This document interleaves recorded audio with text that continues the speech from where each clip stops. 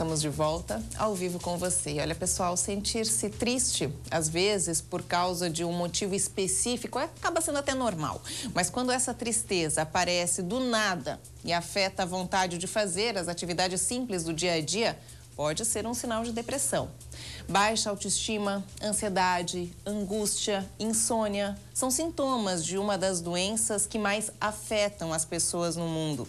Uma pesquisa feita pela Organização Mundial da Saúde revela que mais de 350 milhões de pessoas sofrem de depressão e que até 2030 a doença deve se tornar a mais comum do mundo, afetando mais pessoas do que qualquer outro problema de saúde, incluindo câncer e doenças cardíacas. E para nos explicar um pouquinho mais sobre esse mal, eu recebo aqui o parapsicólogo Henrique Paganocelli. Mais uma vez, bem-vindo aqui ao nosso estúdio, ao nosso programa, nesse dia friozinho, né, Henrique?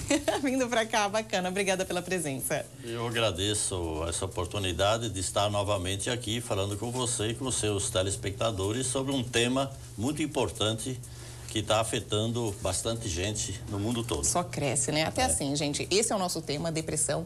O nosso programa é ao vivo, conforme eu sempre falo para você. Se você aí de casa sofre desse mal, conhece alguém que sofre, quer fazer alguma pergunta aqui pra gente, aqui pro Henrique Paganocelli, pode ligar para cá. O telefone é o 3381-3200, 3381-3200.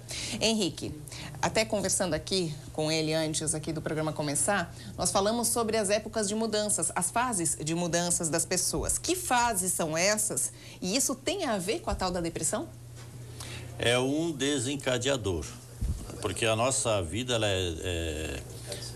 ela é dividida em fases, em ciclos. Da infância para a adolescência para a vida adulta. Decisões importantes que a pessoa toma na vida, por exemplo, entre 17 e 21 anos, é um período que o indivíduo sai da adolescência e entra para a vida adulta com todas as suas responsabilidades. Então, eu tenho observado acontecendo muito nesse período crises de pânico, depressão, angústia, muitos medos, porque a pessoa ela sai de uma fase em que ela estava se sentindo bastante confortável e até com as questões bastante resolvidas por parte dos pais, e de repente a partir dali a pessoa ela é jogada no mercado e tem que se virar. Muitos entram em crise e não conseguem sair da crise, e ali pode se instalar também um quadro depressivo. Outras situações também que podem levar a pessoa a desencadear a depressão ou até pânicos, eu estou dizendo desencadear, porque a causa ela é bem anterior. É o período, digamos assim, de 29 a 33 anos, que é um outro fim de ciclo, início de outro, tomadas de decisão que vai para um casamento, uma mudança de emprego, são situações, ou morte de um ente querido, né? Perda de um emprego, são desencadeadores que levam a pessoa a vivenciar uma crise. E muitas vezes a pessoa não consegue sair dessa crise. E aos poucos aquilo se torna insustentável, a pessoa ela se torna dependente, digamos assim, do auxílio de alguém. Né? Henrique, a gente já tem uma pergunta por telefone. Alô, quem fala? Alô, boa tarde. Boa tarde, quem fala? Ivani. Ivani, obrigada pela sua participação. E sua dúvida é qual, Ivani? É assim, ó, quando a pessoa começa a se trancar demais e a depressão afeta também a vida conjugal, e também, no caso, tem uma pessoa na minha família, né? Que ela começou a ter depressão e ela começou a se alimentar demais. Ela engordou muito e, vezes ela pedir ajuda, ela se tranca e começa a chorar. Ela não consegue conversar muito, assim. E a sua dúvida é qual? O que fazer nessa situação? O que eu poderia fazer para ajudar essa pessoa? Ok. Obrigada, Ivani. Bom, esses sintomas aí que a Ivani falou, citou, até a gente já ia chegar lá, mas sobre a pessoa acaba mudando muito o peso, ou emagrece demais, ou engorda demais, chora o tempo inteiro, são sintomas típicos da depressão. Aí a gente já chega no que fazer, Henrique, e aí? São sintomas, o choro, o excesso de apetite, ou falta de apetite, porque pode ir para um extremo a outro. A partir do momento que a pessoa ela vivencia esses sintomas, é importante a pessoa se ocupar em buscar a origem disso, as causas disso, e buscar tratamento. E os tratamentos, eles são diversos. tem dentro da psicoterapia sobre as várias abordagens e também situações que necessita também do acompanhamento médico para que a pessoa ela consiga, além de uma orientação, ver o que o organismo quimicamente está precisando ser recomposto aí. Porque o estado emocional da pessoa, muitas vezes, ele altera o sistema hormonal, químico da pessoa. Então, aí há necessidade também, em muitas situações, de ter o atendimento clínico. Então, pois é, existem pessoas que dizem assim, existe remédio para tudo. Então, existe remédio realmente para depressão, um específico? Existem várias medicações que são administrados aí pelos médicos especialistas, sobretudo questão de psiquiatras e clínicos gerais e também neurologistas, né?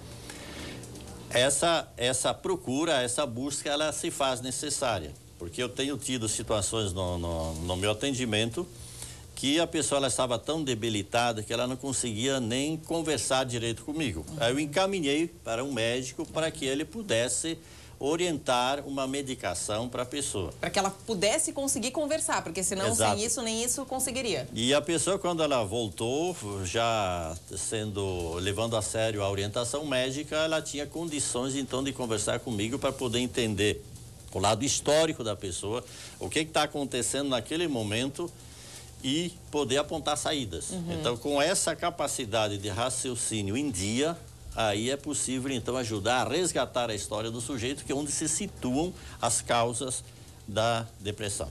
Ok, temos mais uma ligação. Alô, quem fala? Aqui é a Marli. Boa tarde. Boa tarde. Sua dúvida é qual, Marli?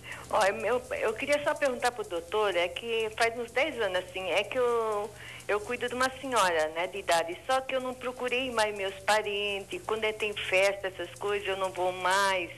Eu queria perguntar para ele se isso é começo de depressão. Tem muitas pessoas que têm dúvida se elas sofrem de depressão, como a Marli está colocando ali, ou se aquilo não tem nada a ver. Alguns sintomas era legal a gente colocar, já partindo por esses da Marli. Se isolar um pouquinho, não ir nesses convívios sociais que antes talvez iria. É por isso que, dona Marli, é importante ali a procurar uma orientação. Porque há sinais de que ali esteja presente um quadro depressivo. Mas nada melhor de conversar com algum terapeuta ou algum médico que pudesse fazer esse diagnóstico. Porque há situações que não se enquadra propriamente numa depressão. Há aquele desânimo, aquela situação de entristecimento, mas não é nada grave. Mas, de qualquer forma, é sempre importante a pessoa buscar uma orientação.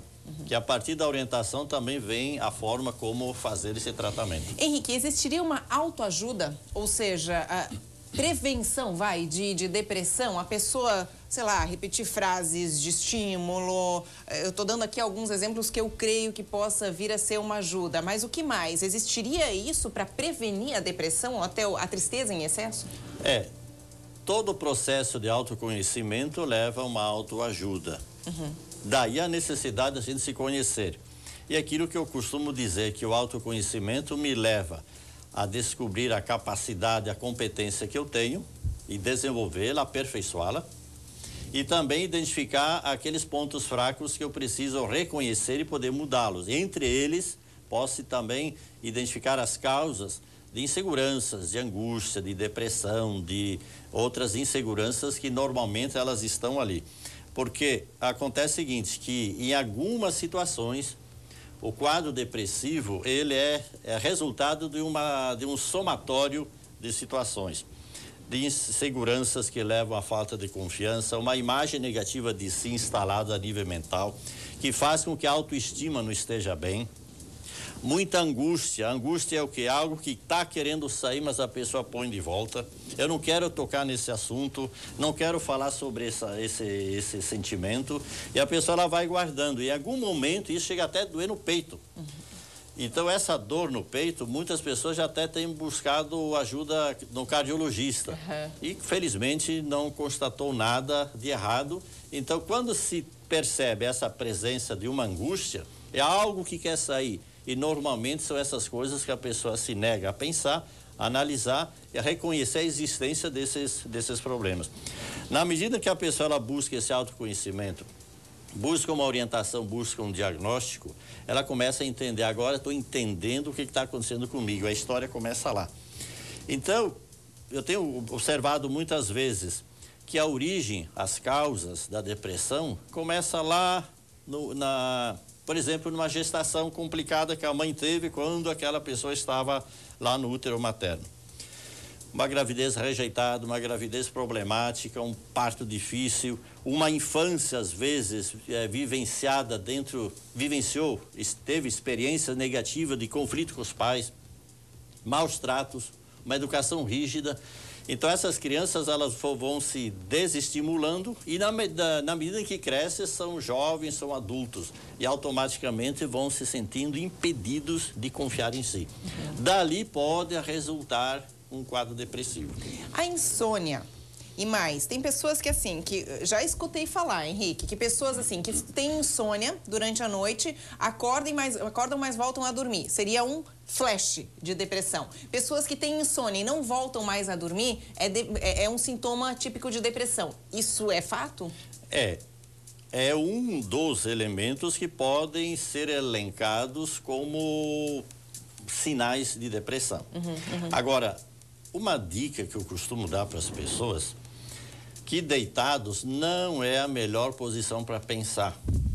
Sabe por quê? Porque a gente deitados, a gente não pensa. A gente só viaja, a gente entra num campo de fantasias, de divagações, perde o sono. E a partir do momento que não se pensa nessa hora, se divaga, nós vamos desencadeando medos. Não dormindo bem, no dia seguinte você não é uma pessoa equilibrada, harmônica e em sintonia com os desafios que a vida apresenta. Então se irrita com mais facilidade. E aí uma coisa vai puxando a outra. Sim. Então antes de dormir é muito importante que a pessoa organize isso mentalmente. Deitar e dormir. Antes disso, organizar o que eu vou fazer no dia seguinte, como é que foi o dia de hoje. Fazer uma pequena avaliação, uma pequena revisão, para que a gente consiga observar, isso aqui não conseguia resolver hoje, mas amanhã eu vou conseguir resolver. Então essa organização, essa disciplina mental que nós vamos ter, sentado, em pé, etc. Mas não deitado, porque deitado, quantos ensaios que se fazem à noite deitado, né? Se amanhã a pessoa tem uma reunião, ela vai participar daquela reunião ou qualquer outro problema, ele já fica pensando a noite toda. Viajando, na verdade. E aí, chega no dia seguinte, ele não está preparado para enfrentar aquele desafio. Por isso que, quanto mais a gente puder fazer todos esses encaminhamentos sentado ou em pé, menos deitado. Porque deitado a gente não pensa, a gente divaga, a gente viaja, a gente entra numa fantasia, entra num pânico e desperta medos primitivos que vêm lá do nosso inconsciente. Boa dica.